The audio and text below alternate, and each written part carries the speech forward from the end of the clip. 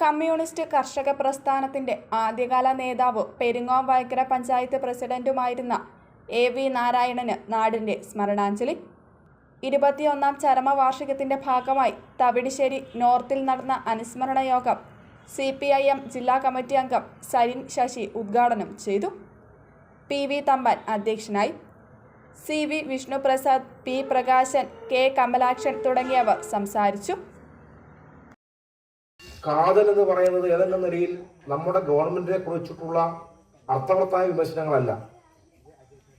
ചിലപ്പോൾ എന്തെങ്കിലുമൊക്കെ പ്രാദേശികമായി സംഭവിക്കുന്ന ചില കൈപ്പിഴകൾ ചൂണ്ടിക്കാട്ടിയിട്ടല്ലാതെ കഴിഞ്ഞ 8 വർഷക്കാലം കൊണ്ട് ഏതെങ്കിലും ഗൗരവമായ വിമർശനം ഉന്നയിച്ചിട്ട് ഈ കമ്മ്യൂണിസ്റ്റ് പാർട്ടിയും കമ്മ്യൂണിസ്റ്റ് പാർട്ടിയുടെ ഗവൺമെന്റും മോശമാണ് എന്ന് സ്ഥാപിക്കാൻ നമ്മുടെ നാട്ടിലെ മാധ്യമങ്ങൾക്ക് സാധിക്കുന്നില്ല, പ്രതിപക്ഷത്തിന് സാധിക്കുന്നില്ല.